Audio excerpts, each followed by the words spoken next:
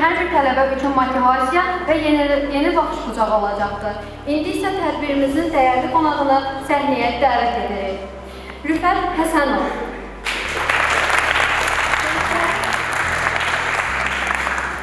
Gənclərin inkişafı, motivasiya və sağlam həyat tərzinin təbliği istiqamətində həyata keçirdiyi layihələrlə tanınan media rəhbəridir.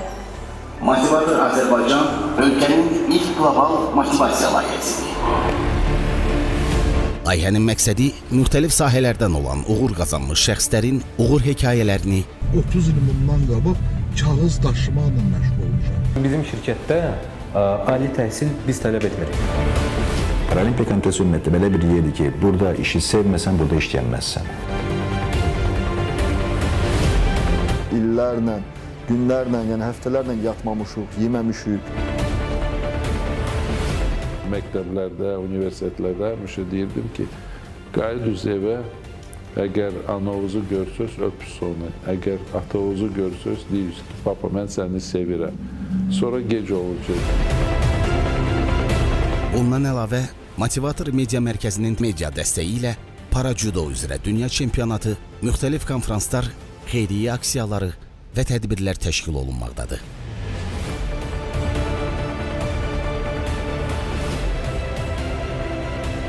Motivator Azərbaycan, uğurlu gələcəyə doğru. Motivatorla iş həyatına bir addım öndən başla.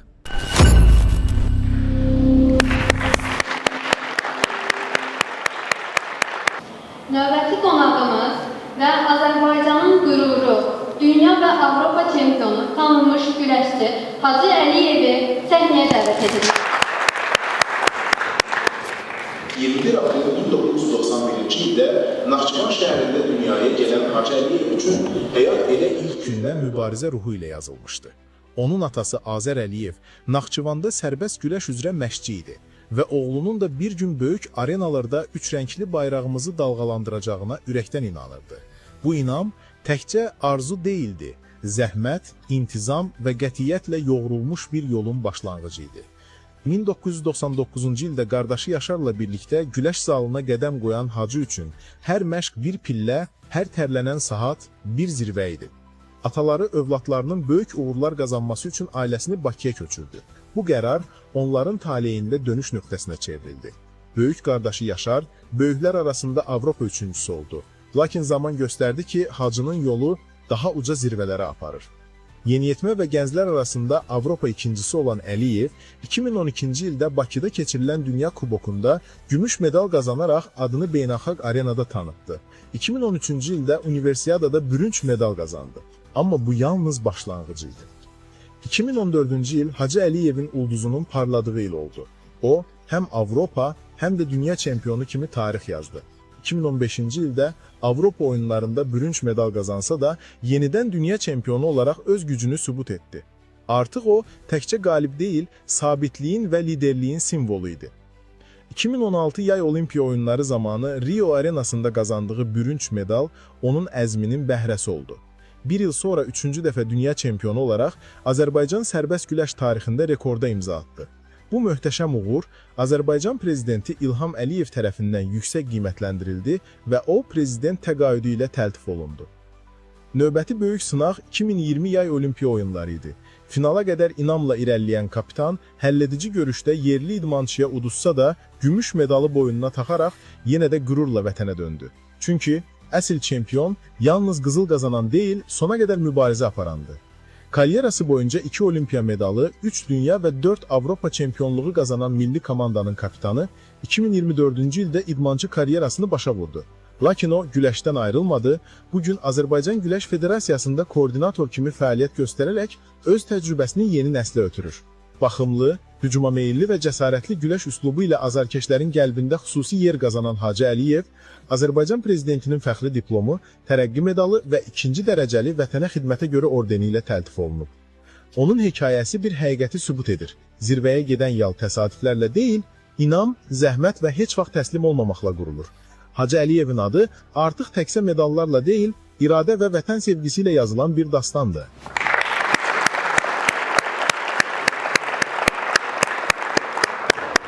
Motivator Fitness Klub sizi daha sağlam, daha energetik ve daha özgüvenli hiss etməyiniz üçün fəaliyyət göstərir. Burada müasir avadanlıqlarla təchiz olunmuş fitness və crossfit zalından və yalnız xanımlar üçün fəaliyyət göstərən idman zalından istifadə edə bilərsiniz. Həmçinin fitness food restoranımızdan dietik yeməklər sifariş verə bilərsiniz. Peşəkar məşqçilərimizin nəzarəti altında Motivator Fitness Klubda qollarınızı gücləndirin. Özünüzü daha yaxşı bir formada görmək istəyirsinizsə, həmən ilk addımı atın və bizə qoşulun. Motivator Fitness Klub. Məqsədlərimizə birlikdə nail olaq. Hər birini salamlayıram. Bir dənə gəlin bizim Hacı Əliyevi bir dənə ürəkdən yenidən alqışlayaq. Çünki insanın gördüyü işlər Hacı həqiqətən bizim fəxrimizdir. Yəni dostumdur, qardaşımdır. Ancaq ki insanın gördüyü işlər həqiqətən möhtəşəmdir və ad günündə Çingiz mənim bir şey dedi ki 2020-ci ildə olimpiyadada pandemiyadan sonra pandemiya olmasaydı 100% Hacı qızıl medalı Azərbaycana gətirəcəkdi. Bizim üçün elə qızılsan elə. Həqiqətən Hacı Əliyevin bugünə kimi Dünya Avropa oyunlarında 2 dəfə olimpiyadada verdiyi nəticələr göz qabağındadır və ad günündə kimlər səni təbrik elədisə, yəni hamı sağ olsun. Yəni də Hacını bir dənə ürəkdən alqışlayaq, biraz ürəkləndirək ki, Hacı gün yaxşılamışsın. Motivator Azərbaycan layihəsi 7-ci illik fəaliyyət göstərir və bizim layihəmiz Azərbaycanda həm biznesmenlərin, həm idmançıların uğurlu hekayələri və uğurları ilə bağlı biz bölüşürük. Mənə gəlir ki, indiki zamanədə çox vacib olan bir layihədir gənclər üçün. Gənclər uğur qazanmalıdırlar, həmişə irəlidə olmalıdırlar. Mənim dediyimlə razısınız, yoxsa necə? Razısınız, onda razısınız bir də alqışlayaq həqiqətən layihəmizi. Çünki bugün baxırıq ki, sosial şəbəkədə, TikTokda, Instagramda o qədər paylaşımlar olur və milyonlarla baxış yığır. Ancaq ki, belə bir layihələr var, uğurlu bir layihələr var. Baxanda görsən ki, baxışları elə də deyil. Biz ona görə narahatçılığımız yoxdur və ona görə şikayətçi də deyilik. Sadəcə olaraq bizə baxan insanlar həyatda nəyə əldə etmək istəyirlər, elə insanlardılar. Uğurlu insanlar sizcə çox olur, yoxsa az olur? Necə? Az olur. Niyə görə? Bəli, çünki çətin olur.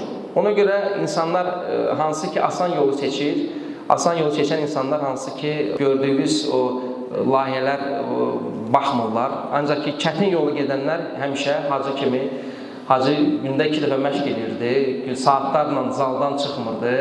O Azər əmi onu qeyd edir. Hacının atası Azər əmi ilk məşqçisi olub Hacının. Yəni Azər əmini də alqışlayaq, bu yaxınlarda onun yanına gedəcəm.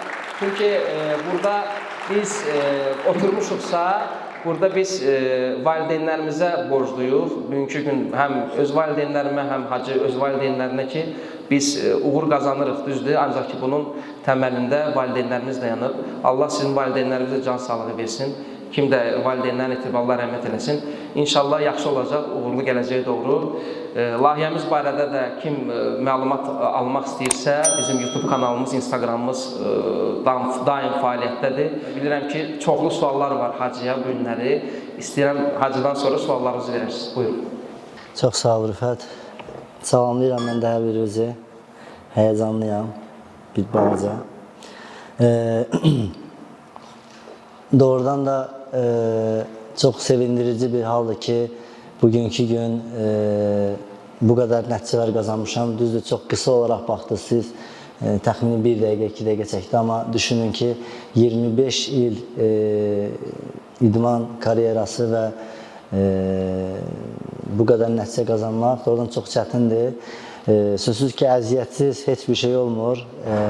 İstək, bəzən əziyyət elə olur ki, heç, belə deyim də, əziyyət çəksən ama bəhrəsini görmürsən. Amma buna baxmayaraq, gərək ki, biz sona qədər yenə mübarizə aparaq. Ola bilər ki, sizlər də bugün oxuyursunuz, harasa hazırlaşırsınız, ola bilər uğursuz ola bilərsiniz. Amma bu sizi qətiyyən həvəsdən salmasın. Çünki yenə deyirəm, bayaq baxdığınız qısa bir videoda bir çox çempionluqlar sayıldı, amma həmin yarışlarda mən dəfələrlə də məğlub olmuşam. Amma buna baxmayaraq, şükür Allaha ki, yəni sona qədər mübarizə aparmaq və gözəl qələbələr əldə etmək və bugün bayaq da qeyd edildilər ki, mən Azərbaycan Respublikası Prezidentinin fərdi təqaüdünə layiq görülmüşəm. Bu nəticələrin belə deyim də nəticələrimə görə, ona görə də düşünürəm ki, sizlər də tutduğunuz yolda sona qədər mübarizə aparın və mənə elə gəlir ki, sizlər də böyük uğurlar əldə edəcəksiniz. Çox xoşdur sizlərlə bugün görüşmək. Mən tez-tez həm universitetlərdə, məktəblərdə daha çox, çünki mənə elə gəlir ki, mən yox, təkcə bütün bizim idmançılarımız, uğur qazanan insanlarımız burada fərqi yoxdur, hansı sahədə olur olsun. Biz çalışırıq ki, gənc nəsillə tez-tez görüşək və onlara məsləhətlərimizi verək. Çünki bilirsiniz ki, elə bir zamanda yaşayırıq ki, gənclərimizi pis yola çəkən insanlar var, gənclərimizi pis yola çəkən, belə deyim də, yollar var və ən çox da mən sizlərə göstərən bu bizim telefonlarımız bizim gənclərimizi demək olar çoxsunu məhv eləyir. Çünki bəzi sosial şəbəkələrdən istifadə edirlər, az yaşda uşaqlar. Ona görə çalışmaq lazımdır ki, bunlardan uzaq durmaq və ömür qısadır. Gərək ki, qısa bir ömrümüzdə öz vətənimiz üçün, xalqımız üçün, millətimiz üçün dəyərli insan olaq, faydalı insan olaq inşallah. Bir daha xoş oldu sizləri görmək, suallarımıza cavab verməyə hazırıq. Təşəkkür edirəm.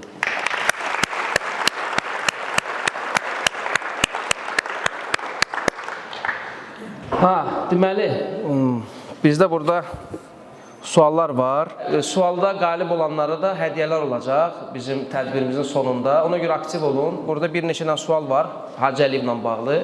Wikipediyada girməyə ehtiyac yoxdur da, kimsə indi hal-hazırda günləri telefon deyirik, ancaq telefon görsən hamı telefonu çıxartdı ki, baxsınlar sual-cavaba necə olacaq. Yaxşı, birinci sual. Hacı Əliyev neçə dəfə dünya çempionu olub? Xanımlar desələr daha yaxşı, xanım o tərəfdən duran zəhmət olmasa bir dənə xanım. Siz əlinizi qaldırdınız deyəsən. Neçə? Gəlin qalibinizi alqışlayaq, 3 dəfə. İndi maraqlı bir sual olacaq, hadi. 3 dəfə mı bilir, düzdürmü? İndi mənə elə gəlir ki, ən mənə maraqlısı nə olacaq? Hansı illərdə? Kim, qardaş? Bəli. İkinci qalibimiz.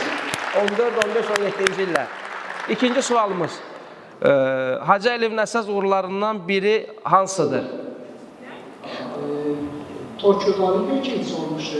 Rio de Janeiro'da olimpiya üçüncüsü. Yəni olimpiyadada 2 dəfə prizor olub da, ilk dəfə 3-cü yer və ikinci dəfə 2-ci yer. 4 qat Avropa çempionudur, izlədiyim qədər. Eyni zamanda Bakıda keçirilən 1-ci Avropa oyunlarında bürünc medal, Minskdə qızıl medal qazanmışdı.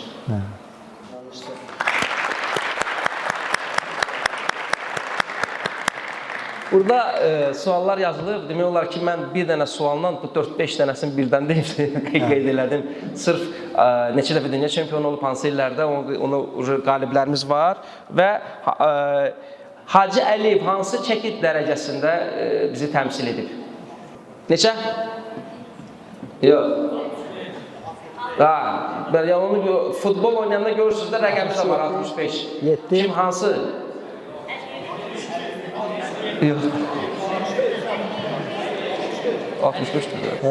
Qoy, istəyirəm özüm cavab verəm. Neçə? 87. Elə çox biri görsənirəm. Əslində yox, 61-də düz tapan da olubdu, 65-də düz tapan olubdu. Mən bir şey qeyd edeyim ki, bəlkə də tək güləş deməzdim.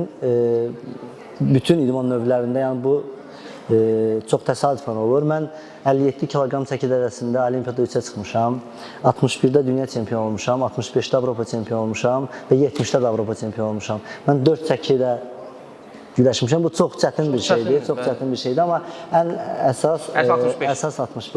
Əsas 65-dir. 65 kimdir? Hamısı qaldır. Hamısı qaldıracaq əlini. 65 kimdir də 65? Birinci, indi hardan bilək birinci. 57 deyən olmuşdu. Kim dedi? Xanım dedi. Bir dənə zəhmət olmasa xanımları biraz qabağa verək. Çünki mən indi hal-hazırda maraqlı xanım 57-ci xanım dedi 57-də, 65, bir də 70-də, hə? 70. Yaxşı. Sual verəcəm. Hacı Əliyev hansı şəhərdə anadan olub? Yox, bildik də. Bildik, göstərmişdik bax. Ha, yox. Onu bildik. Şəhər olaraq harda? Bizdə. Qəbul edirsən. Orada da olum, harda? Gəl Naxçıvana almışlayaq, gəl həqiqətən. Naxçıvanlı var aramızda. Aramızda Naxçıvanlı var, sonra qalib odur. Sən çox asan suallar gətirmisən, Sonra da burada səninlə bağlı burada hamısı, hər şey hamı bilir. Gəlin belə eləyək. Ən yaxşısı bilirəm ki, hələnin sualı var. Mənim suallarım burada hamı bildiyi suallardır. Bir-bir əlinizi qaldırın hacıya ya mənə kimin nə fikri var, kimin nə sualı varsa sırf uğurla bağlı, uğurla necə əldə etməklə bağlı o sualı verin, biz cavablandıraq. Sizə sualım, ən çətin rəqibiniz kim olub? Ümumiyyətlə, asan rəqib yoxdur, mənə elə gəlir ki, çünki mən çıxış elədiyim yarışlar, bilirsiniz ki, böyük yarışlar olub, Avropa Dünya Çempionatları, Olimpiyaları. Amma düşünürəm ki, ən çətin rəqibim, bayaq da qeyd edədilər ki, o videoda da Tokyo Olimpiyalarında final görüşündə mən məğlub oldum Yaponiyalı güləşçiyə. Düşünürəm ki, ən çətin rəqiblərindən biri o idi. 2 dəfə məğlub olmuşam o idmançıya, düzdür, qalib gələ bilmədim, amma yenə də belə deyim də, ürəyimdə elə bir qalmışdı ki, o rəqibə qalib gəlməyin, o qismət olmadı. Yenə deyirəm, rəqiblər çoxdur, indi sadalasam, vaxtımızı çox olur, amma ən güclü rəqibim həmin Yapon idmançısı olur. Sualım bu idi ki, 2024-cü ildə karyerası bitiləndən sonra heç geri dönmək istəmirsinizmi, yenidən güləşmək istəmirsinizmi? Təcrübəli, nəticəli idmançı nə qədər çox nəticə verirsə, idmandan uzaqlaşmaq ona çox çətin olur. Çünki alışıbdır nəticə qazanmağa, təbriklər eşitməyə və birdən-birə idmandan uzaqlaşmaq sözsüz çətin bir şeydir. Eləcə də məsələn, hansısa bir vəzifə olsun, hansısa vəzifədə oturur, birdən-birə işdən çıxmağı, onun üçün hətta xəstəliyə gətirir, çıxardır bəzi insanlarda. Məsələn, bizim bax şəkildə görürsünüz, Rafael Ağayev 41 yaşı var, amma görürsünüz, hələ də idmandan getmək istəmir. Çünki o qədər çempion olub, o qədər belə deyək də, ölkədə, dünyada tanınmış bir simaya çevrilibdir.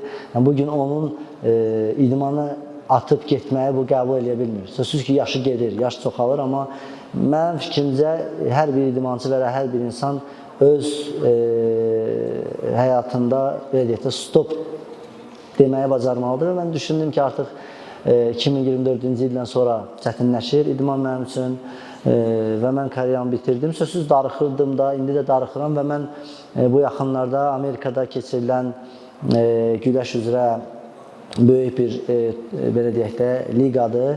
Hansı ki, çoxlarımızın izlədiyimiz UFC döyüş, bilirsiniz ki, Amerikada olan UFC belə deyək də, təşkilatı və mən indi hal-hazırda Amerikada sırf güləş üzrə belə bir liqa keçirilir və mənə də oradan dəvət gəlibdir. Artıq mən kontrakt bağlamışam orayla və ilk Azərbaycanlı olaraq mən həmin belə deyim də, təşkilatda iştirak edəcəm. Düzdür, 2 ildə artıq heç bir demək orada idmanla məşğul olmuram, sözsüz güləşdən söhbət gedir. Mənim üçün çətin olacaqdır, amma yenə də istəyirəm ki, özümü orada yoxlayam, ölkəmi orada təmsil edəyəm. Növbəti sual. Ən maraqlı hadisə olub sizdə ümumiyyətlə azarkeşlərlə bağlı? Bir onu bilirəm ki, mən həmişə azarkeşlər tərəfindən yaxşı dəstək almışam. Hər zaman, istər yenə deyirəm, Azərbaycan çempionatı, ölkədə keçirilən Avropa oyunları, İslam oyunları və mən doğrudan da hər zaman təşəkkür eləmişəm öz, belə deyim də, izləyicilərimə. Çünki 2015-ci ildə Avropa oyunları bilmirəm, bir çoxlarınızın yadındadır yəqin ki, mən ilk görüş erməni idmançısı ilə düşmüşdüm Bakıda. Doğrudan çox çətin idi mənim üçün ilk görüş və Bakıda erməni güləşçisindən çıxış eləmək. Demək olar ki, səhərə qədər yatmamışdım. Söhbət qorxmaqdan getmir, sözsüz ki, məsuliyyət, bəli. Ona görə, amma mən orada doğrudan da azarkeşlərin mənə olan sevgisini, mənə olan dəstəyini gördüm. Çünki azərkeşlər biləsiniz ki, idmançının bir qələbəsində deyərdim ki, 50% bəlkə də, yəni doğrudan da təsiri vardı. Çünki onların dəstəyi hər zaman təkməli yox, bütün idmançılara lazımdır. Maraqlıdır ki, nəsə belə bir hadisə yox olmayıb, ancaq dəstək həmişə olub. Öncəliklə hamını salamlayıram və idmançımızı uğurlarına görə təbrik edirəm. İnşallah ölkəmizə daha böyük uğurlar qazandırmasını diləyirəm. İkinci olaraq sual vermək istəyirəm ki, yarışlara psixoloji olaraq necə hazırlaşırsınız? Hər bir idmançının yanında öz məşqçisi olur, hər bir idmançının yanında milli komandadan söhbət gedir. Komandanın psixoloqlar da var, həkimlər də var, masajistlər də var. İşin sonuna gəlib çatanda, xalça üzərinə çıxıb güləşəndə tək olursan, sənin yanında heç kim olmur. Heç bir güc, heç bir dəstək istəyirəmirsən. Və mən hər zaman doğrudan da düşünmüşəm ki, əgər mən bu qədər əziyyət çəkirəmsə, bütün yarışlardan aiddir bu. Əgər bu qədər əziyyət çəkmişəmsə, zədələr almışam, evdən uzaq durmuşam. İnanın ki, bəlkə də indi çoxunuz ailə ilə yaşayırsınız. Mən 10 yaşımdan demək olar ki, atadan, anadan ayrı təlim məşqlərdə bir vaxt gələndə gəlmişəm ki, birinin saçı ağarır, biri xəstələnir, biri yaşlaşır. Yəni, doğrudan da mən bu şeyləri hər zaman gözümün qabağına gətirib, yəni qətiyyən məğlub olmamaq fikri ilə hər zaman yarışlara qatılmışam. Çünki mənə gəlir ki, eləcə sizlərə də aiddir. Yəni, bugün bu əziyyəti çəkirsiniz, oxuyursunuz, və yaxud da məşq edirsinizsə, məncə özünüz öz çəkdiyiniz zəhmətin, belə deyək də, yaxşı mənada qədrini bilməlisiniz. Çünki doğrudan vaxtınız gedir, zamanınız gedir. Bəlkə də bugün burada olanların çoxsu düşünür ki, bayaq Rüfət deyir ki, hansınız uğurlu olmaq istəyirsiniz. Demək olar ki, çox adam əl qaldırmadı. Bəlkə də düşünürsünüz ki, vaxtımız çoxdur, uğur qazanmaq üçün, yaşamaq üçün, əyləncə üçün, amma elə deyil. Doğrudan da vaxt tez gedir. Mənə elə gəlir ki, vaxtınızı, zamanınızı gözəl şeylərə, gözəl işlərə ayırmaq lazımdır. Yenə də sağ olsun xanım suala görə, mən heç zaman məğlubiyyəti gözümün qabağına gətirməmişəm, yalnız qələbə düşünərək və bu yola çıxanda da çıxdığım, getdiyim yolun nə qədər çətin olduğunu bilirdim. Ona görə heç zaman sizi qorxuzmasın, heç bir çətinlik, heç bir məğlubiyyət. Çox sağ olun. Növbəti sualı özüm verəcəm. İndi mən səni illərdir tanıyıram və bilirəm ki, bugün sənə əldə etdiyin uğur, dövlətimizin sənə verdiyi qiymət, Cənab Prezidentin sənə verdiyi qiymət həmişə yüksək olub və son hardasa bir ay yoxdur ki, sənin ad günün oldu. Hazırın bu yaxınlarda 35 illik oldu. Gəlin Hazırın ad günü olub. Gəlin bir də ürəyini alışırlar. Təbrik edirəm yenə Hazır səni.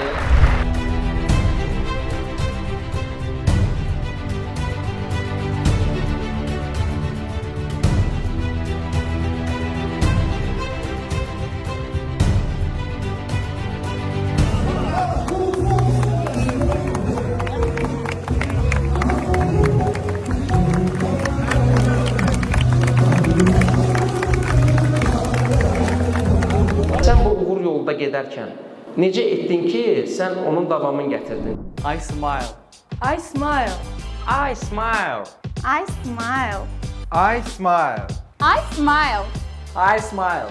I smile. Thanks to Lovely Dent Clinic.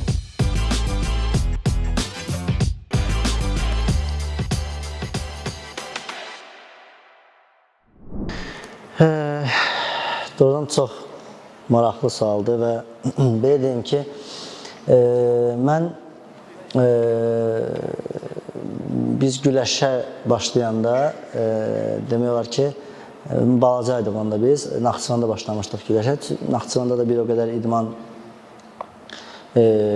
inkişaf eləməmişdi, yəni güləş o qədər deyildi. Çünki bütün idmançılar güləşmək üçün və yaxud da fərqi yoxdur, başqa bir sahə Bakıya gəlirdilər.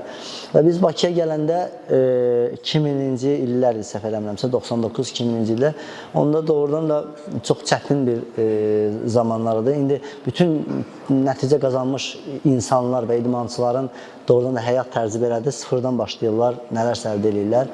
Və biz də demək olar ki, 13-14 ilə yaxın biz kirada qaldıq və fərqli yerlərdə və artıq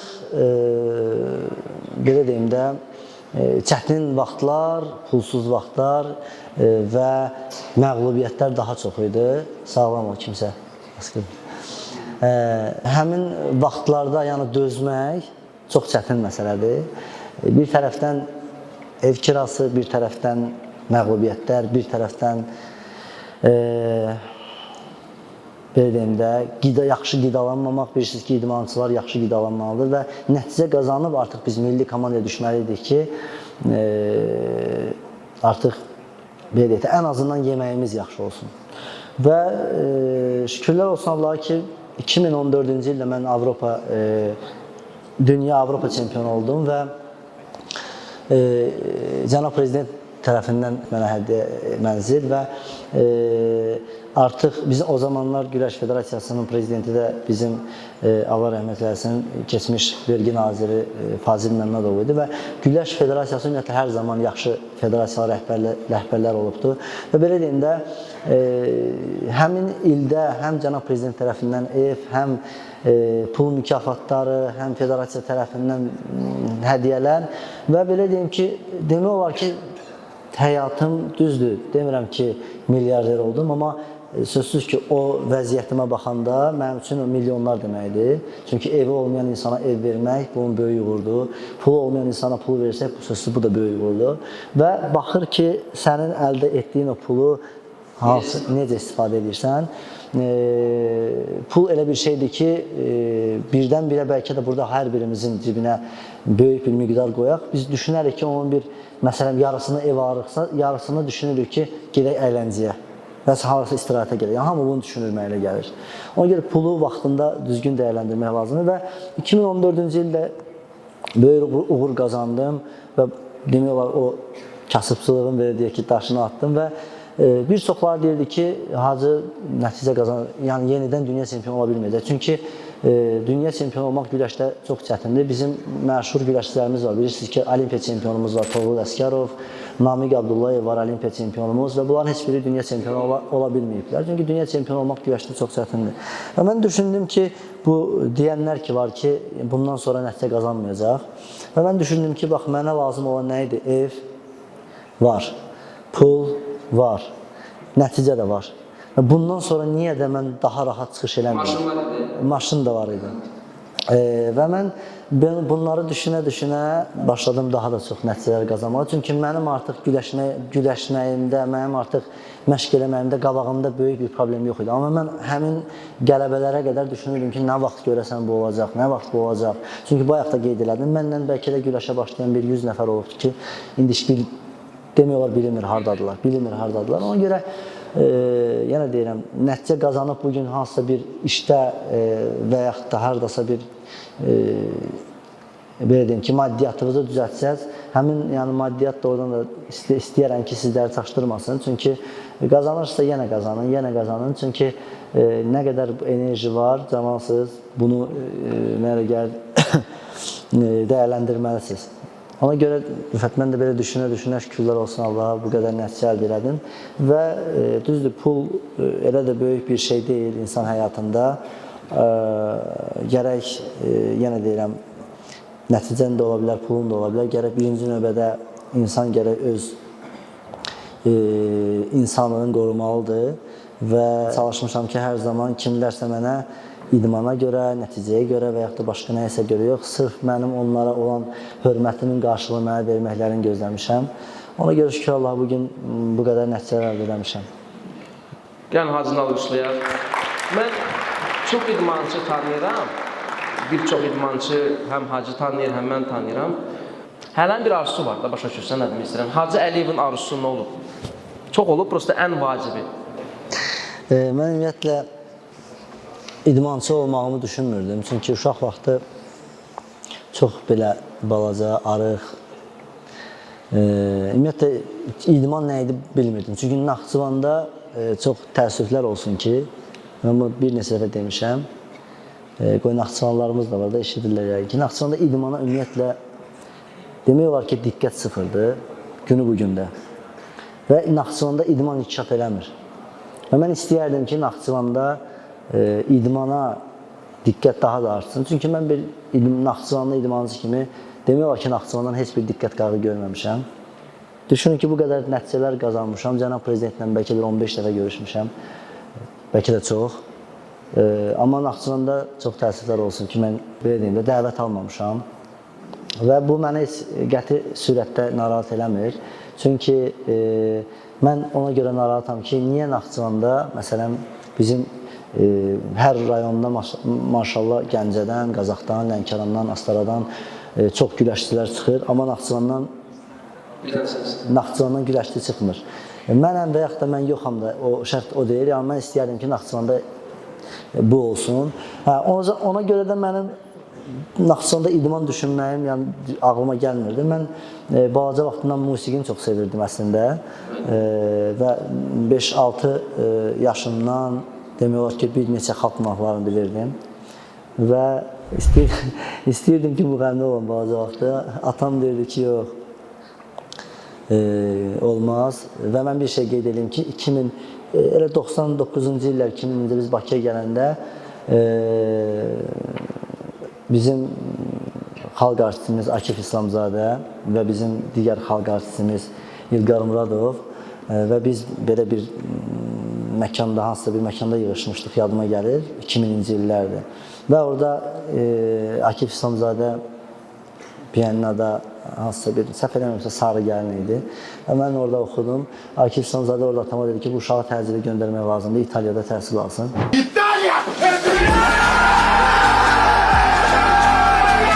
Papam belə mənə baxdı belə.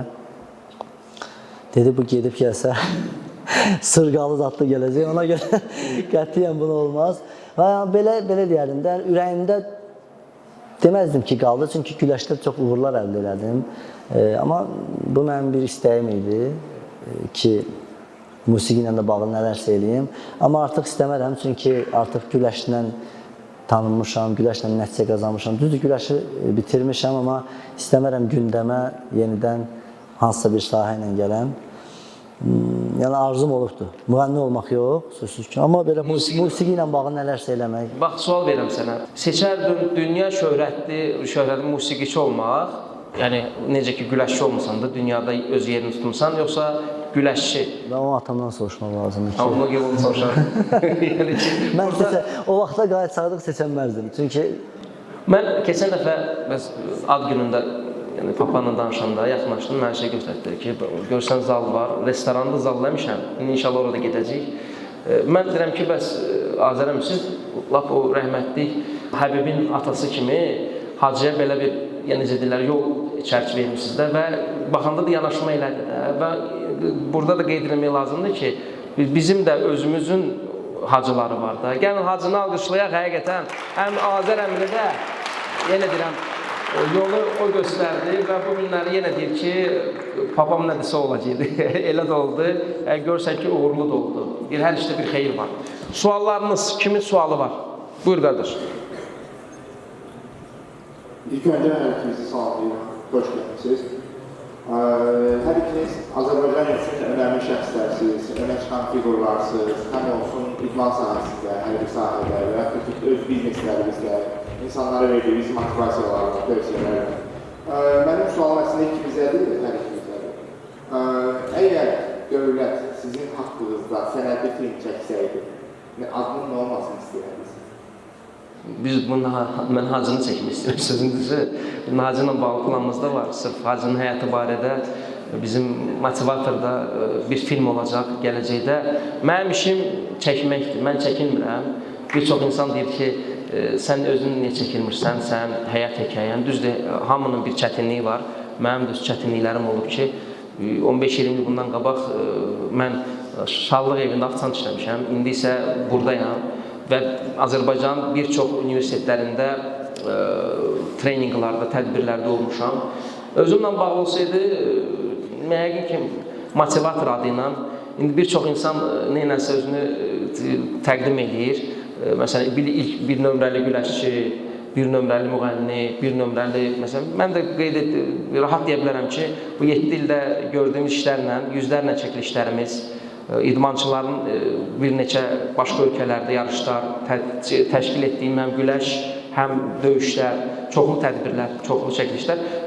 Rahat deyə bilərəm ki, ölkənin bir nömrəli motivatoru olaraq, yəni belə bu şəkildə, ancaq belə dövlətin bu günləri mənlə bağlı filmi belə tezdir qardaş. İnşallah gələcəkdə nə vaxtsa, ancaq yenə deyirəm ki, məqsədim Hacı kimi qardaşlarımın yanında olmaq və həmişə onlara dəstək olmaq. Onlara baxıram, fəxr edirəm həqiqətən idmançılarımıza, tanınmış simalarımıza. Mənə gərək belə, motivator olaraq.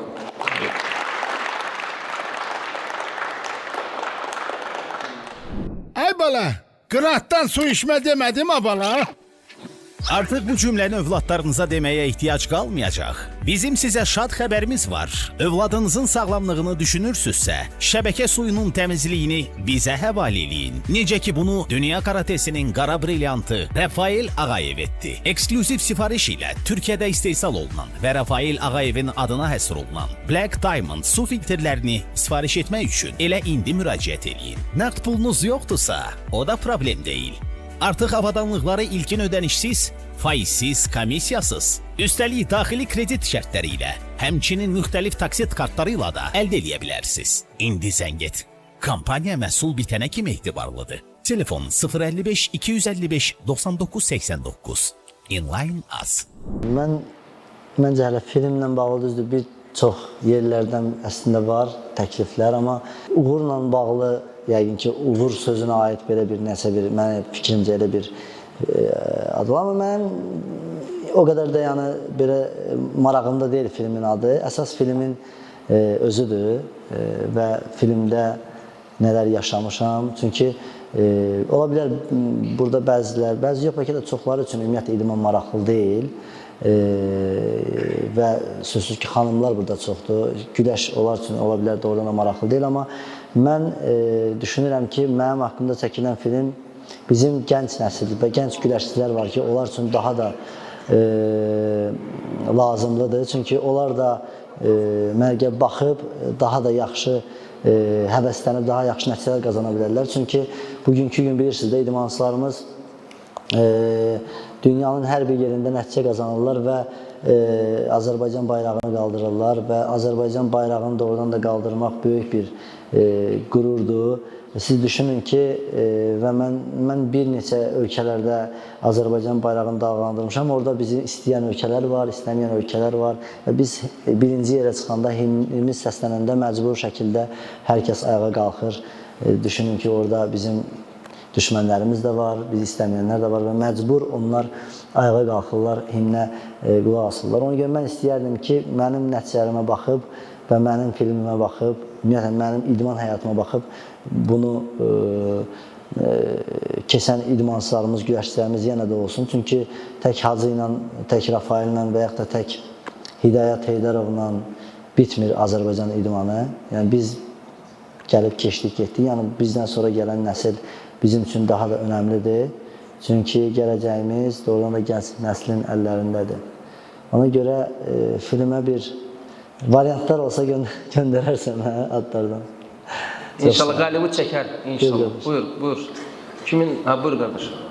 Son 20 il ərzində, yəni Azərbaycanda belə həm uğurlu hesab etdiyiniz, həm bəyəndiyiniz iş insan kimdir? İnsan? Yəni iş insanı. İş həyatında Emin ağalar. Adam bu günləri gördüyü iş həqiqətən çox qlobal işdir. Çox bizim iş adamlarımız var, həqiqətən yəni iş dünyasında. İndi Emin Ağalarov həm bugünkü gün tanınmış müğənnidir, musiqiçidir, yəni çox professional bir insandır. Adam baxırsan ki, dayanmır da. Həqiqi bilsən necə? Bu günləri biz imkandan danışırıq da. İndi onda olan imkan uşaqlıqdan, indi hamı fikirləşir ki, burada bir neçə tərəf var da. Var uşaqlıqdan sən kasıbçılıqla böyürsən, necə ki, Hacı, necə ki, biz kasıbçılıq deyəndə şükür Allaha, yenə deyirəm, biz narazı insanlar deyilik. Biz valideynlərimiz nə imkanı çatıb, o da olur. İndi biz birdən yenə sual verərsən ki, həmin valideynləri istəyərsənmi uşaqlıqda yəni varlı olasan, yoxsa necə, yenə də eyni şeyi seçərik ki, çünki bizi çətinliklər gətirib bu yerə çatdırıb. Yəni biz burada buradayıqsa, deməli nəsə əldə etmişik. Və bu tərəfdən baxanda Emin Ağallarovun həyatına, o insan hər şey var və hər şey olanda da motivasiya az olur. Təzəvvür elə ki, Cristiano Ronaldo'ya Həbib sual verir ki, danışırlar belə. Cristiano Ronaldo deyir ki, Həbib deyir ki, Cristiano, nə olub belə nəsə nastroyeniyan yoxdur da, qanun qanadı, təsəvvür elə də indi. Bu deyir ki, oğluma görə, deyir, niyə? Deyir, oğlum deyir, səhər duranda bilmir hansı maşınla məktəbə getsin, orada Rolls Royce'lar var, Lamborghini'lar var, Ferrari'lar var. Necə olacaq da, yəni bunun axırı Həbibə deyir. Həbib də deyir ki, inşallah yaxşı olar. Yəni, görün bu insanın dərdinə bax ki, mənim oğlumun ac deyil də, başa düşdün. Yəni, burada da məsələ var ki, hansı ki iş adamları bugünkü günləri yaxşı imkanla gəliblərsə və onu davam etdirirlər, o yaxşı bir göstəricidir. O insan bunu etməyə də bilər və gördüyü işlər də göz qabağındadır. Yəni, mənim üçün yaxşı motivasiyadır. Başa düşdün. Yəni, mənə gəlir ki, mən cavablandıra bildim də fikrimi. Son 20 ildən söhbət gedirsən. Mən əlavə edeyim, doğrudan da gözünü açıb imkan görürsənsə, sənin üçün maraqlı deyil, mən pul qazanım, ev alım. Bu idmançılarda da belədir. Məsələn, bəzi imkanlı idmançılar var ki, güləşə gəlirlər və mənlə bir yerdə də Avropa güləşirlər. Adam düşünür ki, mən dünya çempionu olacağım, nə alacağım? 100.000 manat pul və prezident tərəfindən ev. Yəni, baxır ki, bunların hamısı var. Ona görə bir çox imkanlı ailədən gələn idmançılar uğur qazana bilmirlər. Çünki bunu qazananda nə əldə edəcəyi zaten var. Ona görə doğrudan da elə bir Emin Ağallarov kimi doğrudan da imkanlı bir ailədə doğulmaq və yenə də nələrləsə çabalamaq. Ona görə İndi burada bir çox insan deyir ki, mən başa düşürəm də, fikirləşirlər ki, mənim də imkanım elə olsa, mən də eləyərəm. İnanın, mən elə deyil. Yəni, elə bir vəziyyətdə bir insanı başa düşmək üçün geri insan onun yerində olmalıdır. Burada kimin maşını var? Bir dənəni qaldırsın. Sən bir dənə dur, zəhmət olmasa ayağa. Hə, sən. Sən, qara köynəkli. Maşını özünü almışsan. Nə işləyirsən? Qəlyançı. Öz pulunu, öz maşını almışsan. Halaldır. Gəlin, qaqaşı almışlayaq, halal olsun. Bir də yanında qaqaş oturub. Sən də bir dənə dur ayağa. Sən də dedin, maşının var, düzdür? Ha, deyəcək, mən də onun yanında işləyirəm. Sən harada işləyirsən? Mən fabrikim var, binəm bazarında. Fabrikin var? Obyektin var? Neçə yaşın var? 23 yaşında obyekt almışsın özünü. Yəni, özün eləmirsən? Arenda. Ha, arenda götürüb işlədirsən. Baxın, bugünkü gün bizim gənclər həqiqətən halal olsun. Həqiqətən, gəlin qaqaşı alqışlayaq, öz gücünə, yəni, əyləş. Bu günləri biz, insan var ki, məsələn, atası alıb verir, babası alıb. Ona bir də biz pis baxmırıq. Bu normaldır, yəni bu qaydadır. Hər şey ola bilər. Bax, görürsünüz necə oldu? Ajotaj yarandı indi, imkan, maşın, yəni zala da maraqlıdır bu söhbətlər. Burada bəzi adamlar var idi ki, hansı ki, heç bilmirdilər ki, qardaşların maşını var ya da obyekt işlədirlər. Hamıya maraqlı ki, o pulu hardan qazanır. Ancaq ki, insan işləyir, əziyyət çəkir. Yəni bugün hələnizin 17, 18, 19 yaşı var. Fərq etməz, ofisant da işləyə bilərsən, moykada da işləyə bilərsən. Yəni, işin pisi olmur da. Yəni, ancaq ki, odur ki, nəsə etməlisən. Hər işi görüb o işləyib pul qazanmalısan və həmin o iş vaxt gələcəksə, uğurlu olan da o sənin üçün yaxşı praktik olacaq. Bugün, ümumiyyətlə, işləyən var burada. Kimin işi yoxdur, əsaslı xanımlarla bizim şirkətimiz var, Inline. Bizim Motivator Media. Bugün bura gələrkən biz flyerlar verdik sizə. Kim işləmək istəyirsə bizim şirkətimizə müraciət edə bilər. Sonra deməyin ki, iş yoxdur, narahat olmayın, iş maaşlıdır, plus faizlidir. Yəni, yaxşı qazanacaqsınız. Gəlin, yenidən alqışlayaq, sonra deməyin ki, iş yoxdur, işsizik. Bəzən bizim dostlarımız var, tanımış iş adamlarıdır. Onlarla biz oturanda hamının mövzusu eynidir ki, yaxşı kadr yoxdur. Yaxşı kadr yoxdur, yəni insanlar işləmək istəmirlər də. Əsasən də bu Instagram, TikTok olandan sonra hələ bir dənə telefon götürüb əlinə düşüb, mən bloger olacağam. Yəni o da hər adamda alınmır. Yəni bir neçə nəfərdə olur, bəzən birində alınır da, yəni yaxşı olmadı. Ona görə yenə deyirəm, işləmək lazımdır. Surəsu şirkəti evlərə, ofislərə və bir çox dövlət əhəmiyyətli müəssisələrə 100% təbii minerallarla zəngin 19 litr və 0,5-lik qablarda su çatdırır. Bu yarış növbəsində bilir ki, fiziki güc tələb edir də, amma necə deyim, Elə bir fəndiniz olub ki, yəni şahmat gedişatı adlandırdığımız sizi saniyələr içində qalibiyyətə gətirib çıxartsın. O fəndin adı nədir? Elə bir güləşçi var ki, məsələn, bir fənd üzərində güləşi durur. Amma mən bütün fəndləri demək olar ki, eləyirəm və mənim üçün elə bir fənd yoxdur ki, onu axıra saxlayım və yaxud da sona saxlayım və yaxud da ki, əvvəldə eləyim. Mən bütün fəndlərdən hər zaman istifadə eləmişəm. Kimin sualı var? Siz kiçik yaşlarda başlamışsınız döyüşə bildiyim qədərilə. Bəs bu kiçik yaşlarda başladıqdan sonra müəyyən yaşdan sonra yaşlar dəyişir, düşüncə tərzi dəyişir, məqsəd dəyişir. Bəs siz bu irəliləyən yaşlarda qarşınıza qoyduğunuz ən böyük hədəfiniz hansı idi? Və o hədəfə çatdınızmı? Hazırda o hədəfə yoxsa çatmadınızsa irəliləməyi davam edəsiniz? Ümumiyyətlə, güləşə gedən bütün bugünkü bəlkə də qohumlarımız var ki, güləşlə məşğul olur uşaqlar. Deyirsən, nə olmaq istəyirsən? Deyir, dünya çempionu olmaq istəyirəm.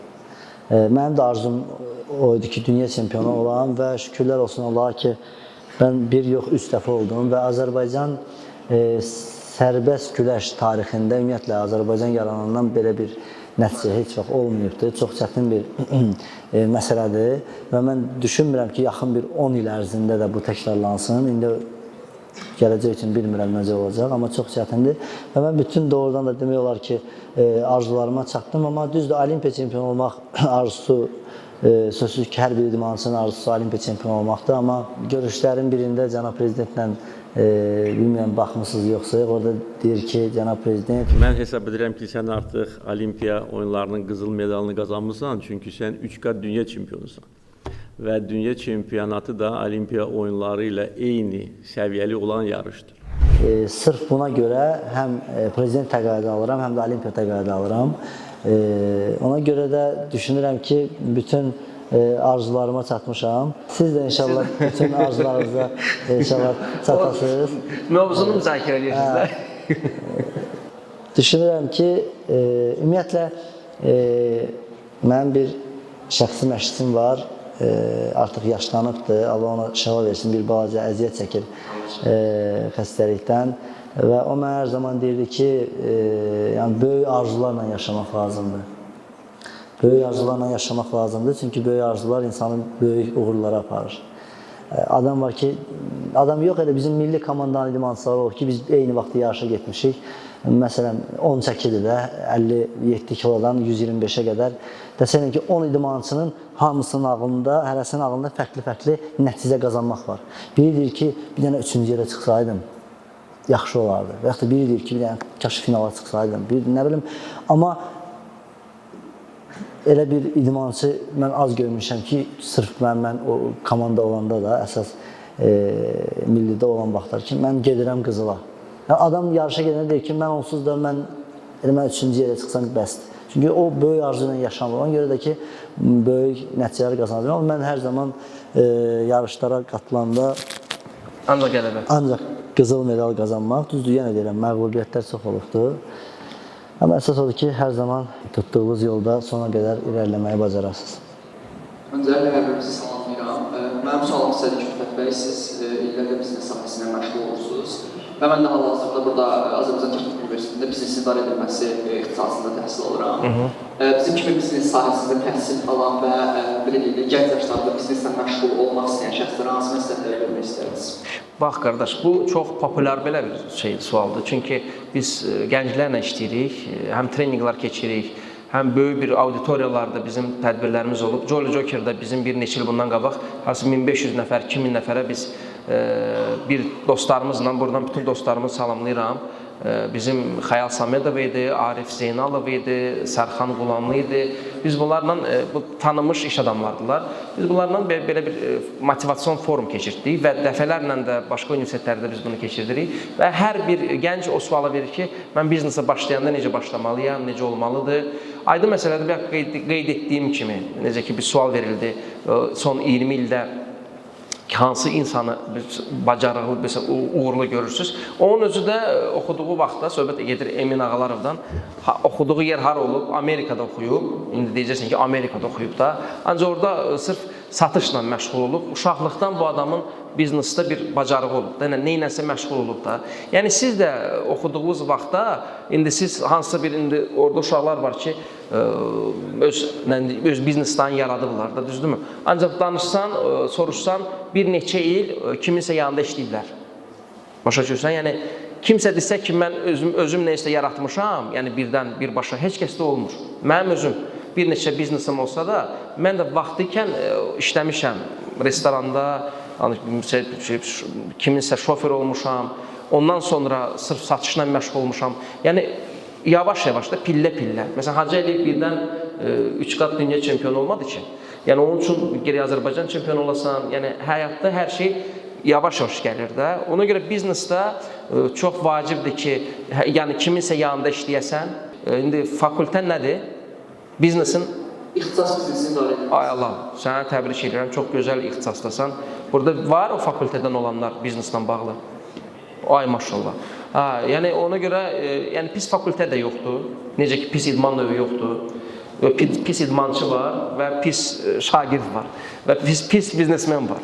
Ona görə də mütləq oxuduğun fakültənin uyğun öz istiqamətini götürməlisən. İdeyalar olanda, ideyalar arasında ən özün nəyi bacarırsan, ürəyin nə istəyir, onu seçməlisən. Sevdiyin işlə məşğul olmalısan. Fikrində hansı bir iş var hal-hazırda? Hal-hazırda xeyr, amma özüm belə işləyirəm. Harda işləyirsən? Operator işləyirəm. Gözəl. Mən özüm də operator olmuşam. Necə ki... Maşallah, hər yerdə işləmişsən. Sırf Kirbidə polisos satırdılar. Yadınıza gəlirsə, evdə qapı-qapı reklam edirdilər. Mən sırf oradan başlamışam. Qızlar reklam edirdilər. Mən girib avadanlığın reklamını edirdim. Avadanlığın qiyməti 4400 manat idi. 2 saata onu reklam edirdim, xalça yumaq adı ilə. Gedib satırdım, çıxırdım. Yəni ona görə yenə deyirəm, sırf operatorda nəsə təqdim edirsən də orada, düzdürmü? Əslində, belə deyim də, servisin özünü satmağa çalışıram. Neyin özünü? Servisin. Allah, bizim də işimiz elə servisdir. Sırf inline su filtrlərində. Ona görə məsələn başa düşürəm. Gələcəkdə bu servisi təqdim edirsən, işləyirsən, gələcəkdə də öz biznesini yarada bilərsən. Yəni düzgün istiqamətdəsən. Çox sağ ol. Növbəti sual. Biznesmenlər oturub da orada. Ver sual.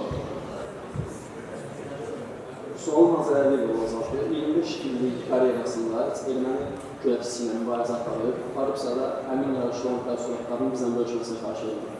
Ya danışdın, yenə danışarsan. Çox sağ ol. Neçə dəfə oldu ümumiyyətlə? Demək olar ki, 8 və yaxud da otura bilərsən, artıq 8 və yaxud da 9 dəfə mən səhv eləmirəmsə qarşılaşmışam. Bir dəfə məğlub olmuşam bu 8-indən və yaxud 9-undan səhv eləmirəmsə. 7-8 dəfə də qalib gəlmişəm. Bir şey qeyd edim ki, ümumiyyətlə erməni idmançıları ilə qarşılaşanda bizim azarkeşlərə mən hər zaman vurğulamışam ki, özüm çıxış edəndə fərqi yoxdur digər idmançılarımız. Ümumiyyətlə bu idmandır. İdmanda məncə erməni, Azərbaycanlı, türk və yaxud da rus belə bir şey olmamalıdır. Çünki sabah elə bir erməni idmançısı ilə biz qarşılaşa bilər ki, bizim idmançılarımız bu idmandır. Yəni bu o səndən daha çox çalışa bilər. Sən 3 məşq edirsən, o 5 eləyə bilər. Və yaxud da elə bir talant idmançı ola bilər ki, sən ona qeyri-mümkündür ki, ona qalib gəlmək. Məsələn, belə bir idmançı var, Olimpiya çempionları var hal-hazırda ermənilərin adını bilmirəm, bilsəm də zaten demək istəmirəm.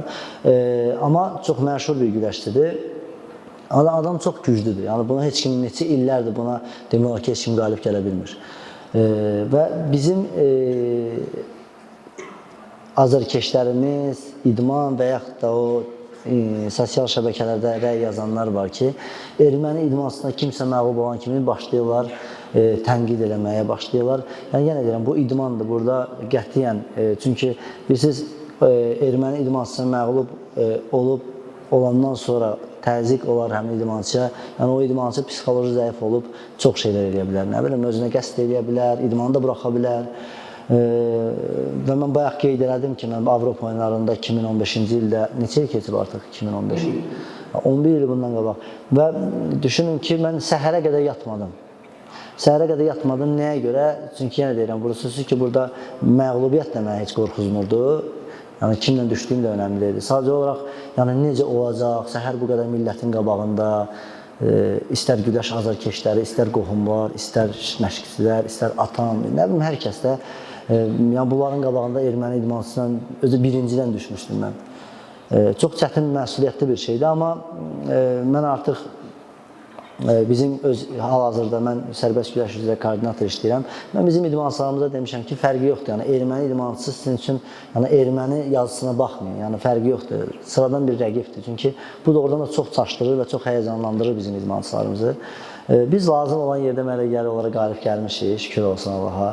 Allah şəhidlərimizə rəhmət eləsin, qazilərimizə can sağlığı versin və biz mənə gəlir ki, əsas döyüş yerində böyük uğur qazanmışıq. Və düşünün ki, biz yarışlara gedəndə əvvəl tamam fərqli bir onların idmançıları ilə də, məşqçiləri ilə də tamam fərqli bir belə deyək də nə qədər qalib olsunuz? Ünsiyyətdən söhbət gedir. Yəni artıq neçə illərdir onlar da necə tanıyır bizi, biz də onları tanıyırıq. Əvvəl başqa cür idi, amma indi tamam fərqli yanaşırlar. İstəyirlər yaxınlaşsınlar, istəyirlər söhbət eləsinlər. Yəni mən bunu artıq gedişatda görmüşəm və onlar o məğlubiyyətlərini belə deyək də artıq qəbul ediblər. Ona görə buradan da bir daha mən sözsüz ki, yəqin bu səs gedəcəkdir. Bizim qətiyyən idmançılarımız ermənilərə uduzanda bunu wow eləməsinlər, yəni udanda da şişirtməsinlər, uduzanda da şişirtməsinlər. Bu idmandır. Bu idmandır. Sabahların qalib gəldiyin idmançı erməni olsun, fərqi yoxdur, hansı olsun, sən qalib gələ bilər. Əsasdır ki, biz qalib xalqıq. Gəlin xalqımızı alqışlayaq həqiqətən. Biz əsas lazım olan yerdə şəhidlərimizin, necə deyirlər, o qanı ilə, qazilərimizin, yəni xalqımızın dəstəyi ilə biz öz sözümüzü demişik və idmandır, yəni hacı demişkən. Və buradan biz bir neçə nəfərə biz forma verəcəyik və aktiv olan. Birinci mən istəyirəm o xanım gəlsin bura.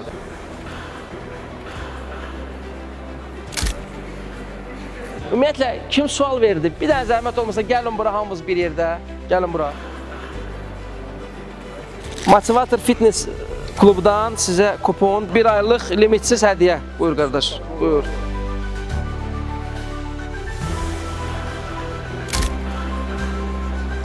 Bu sizə. Buyurun, bu sizə. Birini də kimə vereyim? Gəl qaqaş, götür. Sağ olun. Çox sağ olun, Allah razı olsun sizdən, çox sağ olun.